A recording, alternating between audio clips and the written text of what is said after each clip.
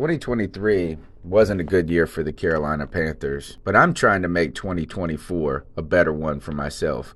Get started on your resolutions with Factor so you're ready for the new year. Factor's ready-to-eat meal delivery takes the stress out of meal planning and sets you up for success in the new year. Skip the grocery stores, prep work, and cooking fatigue. Instead, get chef-crafted, dietitian-approved meals delivered right to your door. With over 35 meals to choose from per week, including keto options, calorie smart, vegan plus veggie, and more, plus over 55 weekly add-ons, you'll have a ton of nutritious and flavorful options to kickstart your resolutions. Skip that overpriced takeout trap. Factor is cheaper and way more delicious than takeout. Get chef-crafted, restaurant-quality meals delivered right to your door, and they're ready to heat and eat in just 2 minutes, which means more time for you. Head to factormeals.com/C350 and use the promo code C350 to get 50% off. That's code C350 at factormeals.com/C350 to get 50% off.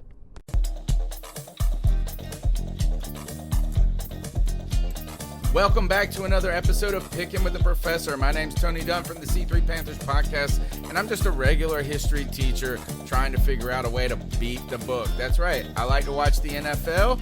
I like to win a little money. Who doesn't? Sadly, I have not won a little money this year. We fell from last week being at 5-5 on the season, right at 500, to moving to 6-8. That's right. I went 1-3 on the week. But it's okay, folks. We're going to make it up somehow, actually, with your help. And if you don't jump in the comment section and tell me what the games I need to bet are, I'll just rely on the big guns. Raphael Esparza, MyBookie.ag, helps me try to beat the book. All right, let's go ahead and jump into the show now. All right, let's welcome back Raphael Esparza, head odds maker for MyBookie.ag, where every week Raphael joins me to try to help a history teacher beat the book. And I got to tell you, Raphael, it was not a good week for Tony. In retrospect, 1-3 on the week. Last week I went heavy on the overs because the points had been so high. And ultimately, the only game that I picked right was at your help with the Pittsburgh Steelers, who somehow pulled it out. I was on the verge of being 0-4. I understand maybe I made a mistake in the over with the Jags. The Panthers, not the best pick. The Bucks, though. The Bucks ruined me in this game. But still, thanks for the Steelers pick. Welcome back to Picking with the Professor. Thanks for having me. I mean, yeah, it was a weird a week last week. I mean, if you hate them, if you like them, if you're a Cowboy fan, we all have to admit that we didn't want to see that kind of an injury. So my prayers for a speedy recovery for Dak Prescott. But it was a weird week in the NFL. We saw some canceled games. We had a Tuesday game. We had some COVID scares. I mean, welcome. We saw the Kansas City eat some humble pie at home. So it was just an overall weird week in the NFL. Do you think that last week when we talked about how many points are being scored and how it was, you're starting to get to the point where the overs, like it's just hard to pick an under. Last week it seemed like we started to regress to the mean, I guess, or getting back to a little things. And when you start to look at some of the over-unders this week, I feel like they're a hair lower than they were last week. And is there any indication, did we kind of get a correction, I guess, last week? There were some games that we were that played under for us that we kind of knew. I mean, Houston-Jacksonville, that was a game that we didn't think there was going to be many points. Rams-Washington, we didn't think there was going to be that many points in this one. A head-scratcher was your backyard, Carolina-Atlanta, which we thought there was going to be tons of points in that one. And we were dead wrong in it. But we kind of agreed Dallas game was going to see tons of points. The Monday night game was going to see tons of points with the Chargers-Saints. So we're still trending the over and how much what the public is doing, but this week alone, I mean, I can see some unders. Carolina, Chicago. We'll talk about that. We'll probably talk about that. Washington, the Giants. There's some games that screams dead under, and when shocked, we figure it goes dead under. Do you think that it's kind of part of just injuries, like infiltrating? We're in week 6 now.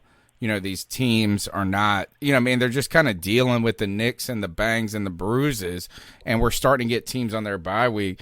Do you think that is we're kind of seeing signs of, I guess, the season setting in and why these offenses are slowing down here? I think so. I think so. I mean, people are starting to read or see more tape. People are starting to see, okay, maybe this team wasn't a running team last year, but now they're a throwing team. So I think it's a mixture of everything. And I think we're still going to see some high-scoring games. There's just too much offense on the field for some of these games not to have. Green Bay, Tampa Bay, 2 quarterbacks flinging around. We'll probably see a lot of points scored in that one. Cleveland, Pittsburgh, probably going to see a lot of points scored in that one. Atlanta, Minnesota. We should, I'm going to capitalize the word should, see a lot of points scored in that one just with Atlanta having a new coaching staff. Minnesota plays no defense. So we're still going to see, and I still believe we'll still see a lot of totals going over. All right, so each week we start with the NFC South. And first, if you go to mybookie.ag, the very first game on the 1 o'clock slate is the Chicago Bears at Carolina Panthers. The Panthers are favored by 1.5 points.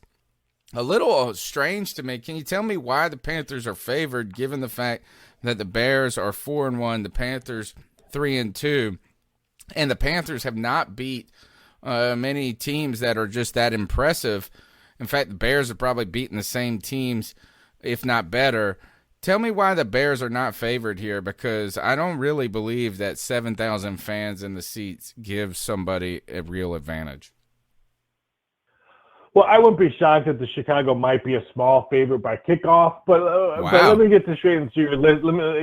Let's get this straight before all your listeners and all that. We do not judge point spreads on records. We don't look at the standings. We could care less about the standings. We're looking at money coming in, and that is 100% could care less. Who's 3-1? Who's 3-2? Who's a perfect? Who's 0-4? Okay, maybe if the Jets are playing, we might look at the standings. Let me backtrack. The Jets are just horrible. But this game right here is really, I mean, we still don't know what the Bears' offense is going to look like. I mean, with Nick Foles, some days he's good. We all know Nick Foles is a streaky quarterback, plain and simple. When he's red hot, he beats up Tom Brady, and they can go perfect and win the Super Bowl. If he's not red hot, then the Panthers, the Jets, the Jaguars can beat the Chicago Bears. The Bears are winning games not because of Nick Foles. The Bears are winning games because of that defense who's been playing really, really good ball this year. And let's face it, Carolina's 3-2. Everyone knew that Carolina hit the reset button with their head coach of college, Teddy Bridgewater. McCaffrey is out. So, and them being 3-2 against what I think one of the second worst division in football. We all know what the worst division. This game is huge for the Saints who have a bye week or sit back and going to watch this game. I would not be shocked if Carolina wins this game and they go 4-2. Holy moly. All right, so if you were having to put down enough money to buy your wife a new dress, you would put it on the Panthers? Would you put it on the Panthers to cover this 1.5? Would you take it right now? I would wait to see what the money comes up, because I think Joe Public, which is who we call the people who are betting money line parlays and stupid parlays, they're going to bet the Bears because they're going to have the newspaper or their ESPN printouts, and they're going to see the Chicago Bears 4-1. They're going to see all that. They're probably going to put the Bears on parlays and stuff like that. And so if I can get a Carolina at a good number, maybe getting them maybe at a pick or maybe even plus money or plus a point, I might have to take a look at the Panthers because I cannot be sold on the Chicago Bears offense. I like it. And if you had to if I had to make the same bet for you, the wife new dress over under, I feel like it's kind of risky taking the over here. I know it's 45 points. That's nothing in this NFL. But do you just stay away from over under in this game? In this game, yes, I would totally stay away because if you're the Bears, most likely you probably you would probably look at an under game if you're betting the Bears. If you're Carolina, you want to see, okay, can Nick Foles go toe to toe with our Panthers offense that can easily put up in the high 20s, close to 30 points We've seen them do it week after week. So it all depends on who you like, I think, is what kind of total you're looking at. But for me, I'm staying way away from this game. Because let's face it, the Bears defense, 19 points against Tampa, 19 points against the Colts. I mean, so their defense is pretty good. And on top of that is just 45 is a low number. That's like old school over-under numbers. And almost the lowest over-under I can think of until I look a little bit down and I see that Giants, Redskins, Washington football team. But let's stick with the NFC South. The Falcons go on the road. 0-5 does not matter in your mind. But I got to say this, is that it's hard for me. The Falcons have burned me this season, and they should have beat that. I took them -3 against the Bears. They should have had that all day, other than the epic collapse. The Minnesota Vikings are getting better each week, but it really is about Dalvin Cook and that groin injury. If he's a go, I like the Falcons here. If he's not, I mean, not the Falcons. I like the Vikings here if Dalvin Cook's a go. But I don't know what to think of this Falcons team, and I don't know how to bet this game. What should we be looking at? Yeah, this one is got a big X for me because I'm hearing Cook is doubtful for Sunday. So that's what we're hearing right now on a late evening. We're hearing that he's doubtful. So for me, that puts a big X on that one because we don't know. I mean, look at Houston. They play like a totally different Texan team with a brand new coach, and they won last week. I can see the same thing because Minnesota's not lightening up. I mean, they're improving week after week, but their defense is not good though. I can see that, but let's face it, the Falcons are 0-5, and the most important thing for people who are listening to this that want to try to make a buck, they're 1-4 against the spread this year. So it's not like they're 0-5, but let's say 4-1 against the spread, or they played really close games. We all know they're debacle in the second half. So if Cook's not playing, I'm probably going to stay away from this game. If he is, I would think that point spread might move maybe a half a point to a point. Then maybe there might be some value. But how healthy? It's a growing. He's not going to be 100%. The game kind of the week in many ways is the NFC South team involved. The Green Bay Packers go on the road to face the Tampa Bay. We don't know what they are Anears. And that is, it's so hard to kind of figure out if the Bucs are good or great or not. The +1, this is a tough pick for me. I feel like the Packers at some point cannot be perfect. But I'm tired. It's in many ways like what I've been talking about with the Falcons and the Panthers, is like the Falcons gave me no reason to bet on them, and the Panthers give me reason to be optimistic about them. The Packers have given me tons of reason to be optimistic about them. I don't know if the Buccaneers have given me enough to be excited about them. +1, 55. What's your thoughts on this game? I think we could see a big quarterback duel. I mean, Packers averaging 38 points a game in their first 4 games. I mean, the only game that didn't go under was the game that they played against the Falcons, and it's all Atlanta's fault. They kicked 2 field goals in the first quarter. They should have had 14 instead of 6 points. If they score 1 touchdown, that game goes over. So I'm looking at a big, high-scoring game. I think both quarterbacks are going to have really, really good games. I don't think we're going to see any defense being played in this one, so I really can't wait to watch this. I have this as 1B as the best game on Sunday. I think Cleveland-Pittsburgh is going to be 1A. I think that's going to be a really, really good game, and I'm just glad that the Pittsburgh-Cleveland games at 1 o'clock Eastern Standard Time, and the Green Bay-Tampa Bay game is a late afternoon game because it's going to be really, really good Sunday football to watch those 2 games. 55 is a lot, though. Right, 55 points in that game for the Packers. Not when you're Green Bay Packers. Okay, all right. I always feel like it's one of those things is when you expect them to score, they don't. But I'm going to take your word for it on there. Let's go to you, like you said, your 1A game, which is the Browns at the Steelers. This is one of my picks of the week. I'm rolling with the Steelers, man. I know that, I was not a believer to begin. I know their offense is not just insane. Their defense is very, very good. I don't know. I feel like the Steelers are legit, and I feel like it's time for the Browns to come back to earth. I got the Steelers. What do you think about this game? -3 Steelers, 51 over under on mybookie.ag. let's refresh the audience. What did I give you last week? You gave me the The Steelers, and it Pittsburgh helped. Steelers. And I'm going to go with you this week. I'm taking the Pittsburgh Steelers Yes. too. I mean, I know that the Browns are a good story. They're 4-1. 3 of those wins, they had to go against defense of the Cowboys, the Redskins, and the Bengals. Nothing like they're going to see on Sunday with the Pittsburgh Steelers defense. And Mayfield is terrible. Mayfield is terrible. They get this game at home. I think it's going to be a lot closer game. I'm not saying Pittsburgh's going to blow them out. I think Cleveland's going to be very competitive. Watt is, I know he's questionable, but I'm hearing he is going to play. Juju Smith is going to play. So they should be at full stack. I just like what I think Pittsburgh's going to do. And I would not be shocked. You're going to get the Cleveland Browns. Maybe they go out and try to get Bell. Maybe not for this game, because they're banged up on the running game. And that's how the Cleveland Browns have been winning games, because of their running game. They're not winning games because Baker Mayfield's throwing it all over the place. They've been winning games because they run. And now Hunt has a hamstring injury. He is going to play, but we already know they're missing their other stud running back in Chubb. So I would not be shocked if you hear grumblings all the way till Sunday that maybe they'll make a phone call to get Bell to come play for Cleveland. But I like Pittsburgh on Sunday. Let's talk about the Detroit Lions going into Jacksonville. The Jacksonville Jaguars, I'm big fans of Gardner Minshew just because he spent like a year at my alma mater. I'm actually wearing their shirt right now, the East Carolina Pirates, but he's not one of ours. But I just pull for him because of his style, his swagger. I kind of like the Lions on the road here, -3. Tell me what's going. I mean, the Lions, are they good? Are they bad? 54.5 is a lot for this game, I feel like.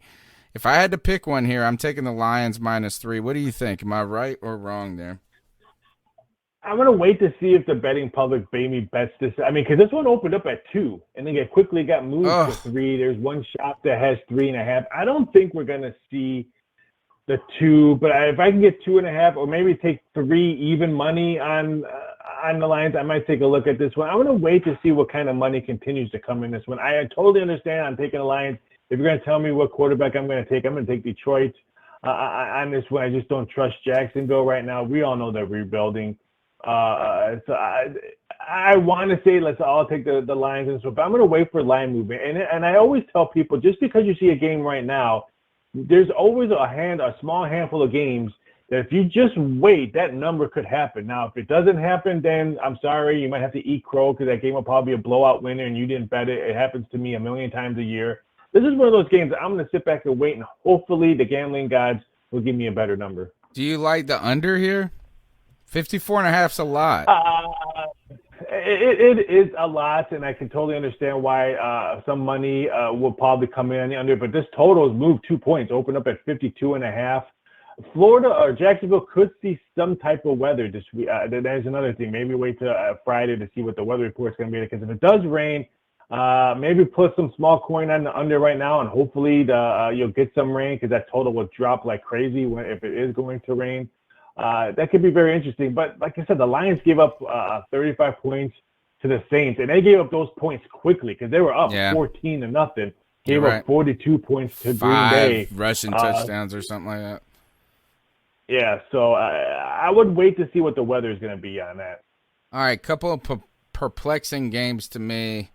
All right, how about this? Let's stay away from Baltimore, Philly. I don't know what to think about this. You said Philly was a dumpster fire.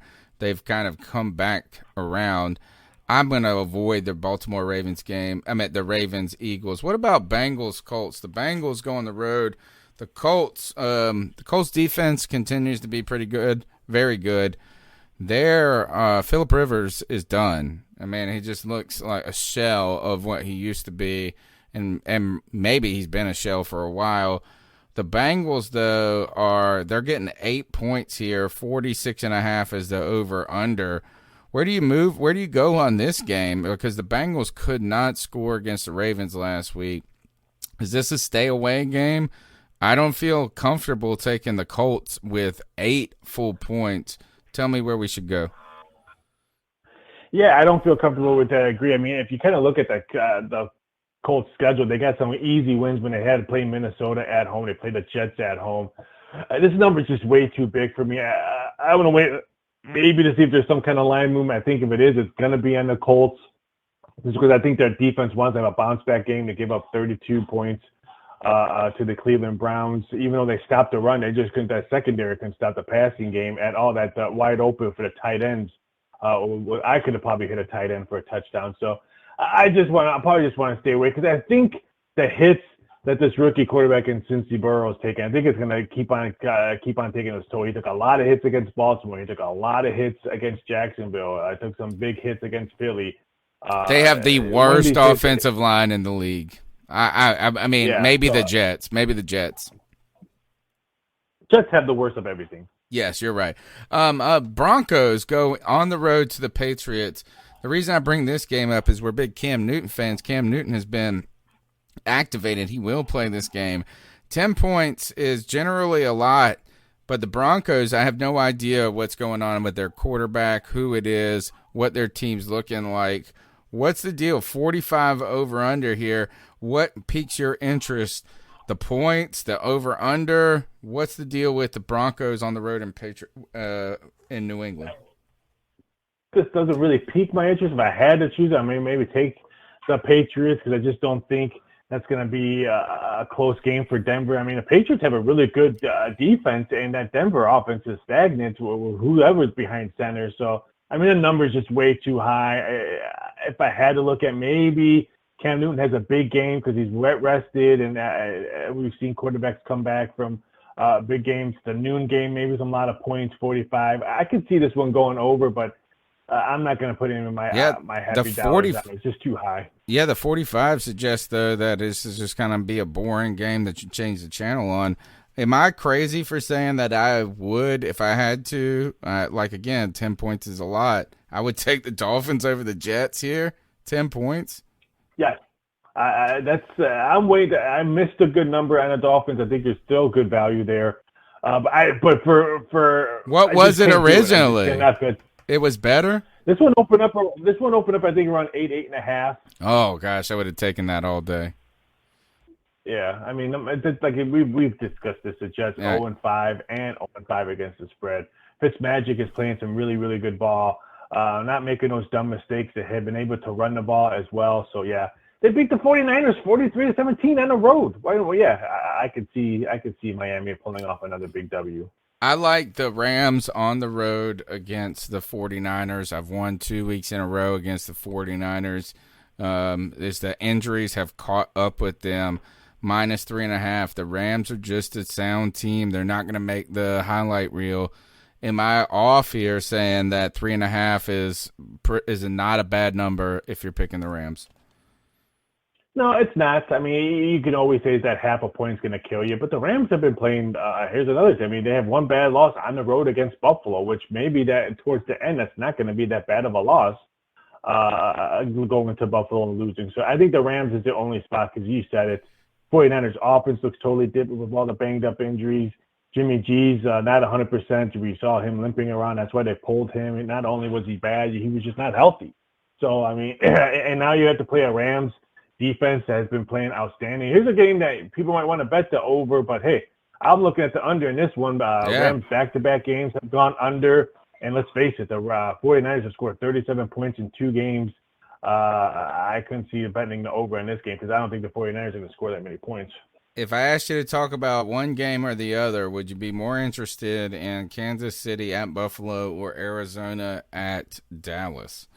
-3.5 for the Chiefs, -2 for the Cardinals. The Kansas City Buffalo game, I just want to see how Buffalo comes back on playing after their loss. They're all banged up, but I'm really intrigued with Arizona and Dallas. First time Arizona and Murray's been on Monday Night Football. I want to see how Murray goes on Monday nights. I think Dallas are not in dire strait because Dak Prescott is no longer there. They paid a backup quarterback plenty of money that can run it. He started games in Cincinnati, so I think the Cowboys will be all right. I'm really excited to watch the Cowboys in Arizona. I think we're going to see a lot of points scored in this one because we know that Dallas can't play defense. They cannot play defense, but I'm not convinced necessarily about the Cardinals just yet. I think you're right. It's about this, we're going to learn a little bit about the Buffalo Bills in this game. Kansas City is going to be playing pretty pissed off after losing to Oakland or Las Vegas. Excuse me. All right. You heard it. Raphael Esparza, MyBookie.ag, trying to help a history teacher beat the book. It did not work last week, not because of Rafi, but because of my picks. Raphael, tell us where they can go and lay some cheddar on these games and feel cool and safe and secure about it. You jump over to MyBookie.ag, still have that 100% sign-up bonus, have some great prop bets up right now on all these NFL games. So jump over now. It's a busy weekend, college football. We have a great boxing match on Saturday on ESPN, Lomachenko, Lopez. I highly, highly recommend watching that. You got UFC this weekend as well, so jump over to MyBookie and sign up today. My interesting point here, I play a lot of chess, and you can go to MyBookie.ag and bet the 2020 World Chess Championship. Interesting. Just found I put those up in March during COVID, so I had to do some research. I should have called you. I didn't know that. Oh, well, I wish I was good, but, you just play and get frustrated in the process and learn that you are just mortal. Anyway, thanks again for hanging out with me, and we'll check you out next Wednesday, brother. All right, it's time for the professor to make his picks, and I need your help, folks. Jump in the comment section and tell me, what's your lock for this week? What did I get right? What did I get wrong? What do you think about what Raphael had to say with that insider information? This week, I got to make up a little ground. We were at 500, 5-5. Now we moved to 6-8. Went 1-3 last week. And I got to tell you, the Bucks, they screwed me. We should have been 500 at the very least. But as my good friend Cody Lashney said, if my aunt had nuts, she'd be my uncle. So let's try to figure out how to get back to 500. And the only way I'm trying to do that now is by getting 2 extra picks in the week. What? 2 extra picks? Not probably the best move for a guy that's not getting them right. But we're going to do our best. Look, I was a doubter when it came to the Pittsburgh Steelers at the beginning of the season, but I was wrong. The Pittsburgh Steelers defense is rocking and rolling. Big Ben is seasoned enough and still got enough gas in the tank to make that offense relevant. And we're starting to see new receivers come about in that, where Juju Smith, who was coming off an injury or has been dealing with an injury, could be back this week, and also additional kind of firepower to that offense. I am not ready to be a believer just yet in the Cleveland Browns. Forgive me. I saw Baker Mayfield play, and he threw interceptions directly to the other team like he was giving them a gift for Christmas. So give me the Steelers -3.5 here. Now, the Rams are on the road against the San Francisco 49ers, but I got to tell you this, is that the 49ers, I've made a little cheddar, I guess, against them in the past couple of weeks. The injuries have caught up. The offense has slowed down. I got 2 picks on this game. The question is, do you parlay them? Do we have the guts to parlay them, or do we just make 2 independent picks? I like the Rams -3.5 here, but also the under in this game. They're at 51.5, and I got to tell you, I am not really intimidated by the San Francisco offense, who we can probably not name a single player on. And second, the Rams are not great on either side of the ball, but they are competent, so I expect them to score, but also limit the opponent's scoring.